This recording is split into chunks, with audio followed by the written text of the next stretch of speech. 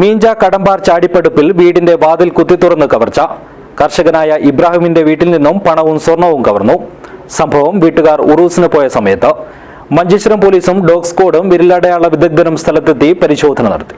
This news sponsored by ഗുണമേന്മയോട് കൂടിയ ഉൽപ്പന്നങ്ങൾ മിതമായ നിരക്കിൽ Sreekrishna hardwares, MG road, Kasaragod. ജില്ലയിൽ വീടിന്റെ വാതിൽ കുത്തിത്തുറന്നുള്ള മോഷണം വ്യാപകമാവുകയാണ്. വെള്ളിയാഴ്ച രാത്രി മീഞ്ച കടമ്പാർ ചാടിപ്പടുപ്പിൽ വീടിന്റെ പിറകുവശത്തെ വാതിൽ കുത്തിത്തുറന്ന മോഷ്ടാക്കൾ പണവും സ്വർണവും കവർന്നു. കർഷകനായ ഇബ്രാഹിമിന്റെ വീട്ടിലായിരുന്നു കവർച്ച. ഇബ്രാഹിമും കുടുംബവും കടമ്പാർ പള്ളിയിൽ ഉറൂസിന് പോയിരുന്നു. തിരിച്ചെത്തിയപ്പോഴാണ് പിറകുവശത്തെ വാതിൽ കുത്തിത്തുറന്ന നിലയിൽ കണ്ടത്.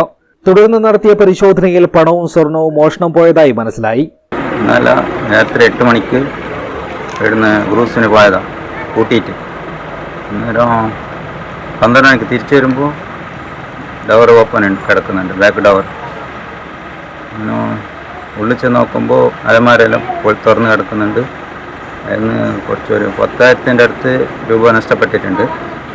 പിന്നെ ഒരു ചെറിയൊരു മോതിരം പോയിട്ടുണ്ട്, അത് ബാക്കിൽ നിന്ന് കളഞ്ഞ് കിട്ടിയിട്ടുണ്ട്. മഞ്ചേശ്വരം പോലീസിൽ നൽകിയ പരാതിയുടെ അടിസ്ഥാനത്തിൽ പോലീസും ഡോഗ് സ്ക്വാഡും വിരലടയാള വിദഗ്ധരും സ്ഥലത്തെത്തി പരിശോധന നടത്തി.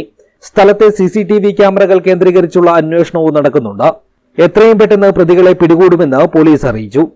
അതേസമയം ജില്ലയിൽ മോഷണം വ്യാപകമാകുമ്പോഴും പ്രതികളെ കണ്ടെത്താൻ കഴിയാത്ത കേസിന്റെ എണ്ണം വർദ്ധിക്കുന്നതിലും പ്രതിഷേധവും ഉയരുന്നുണ്ട്.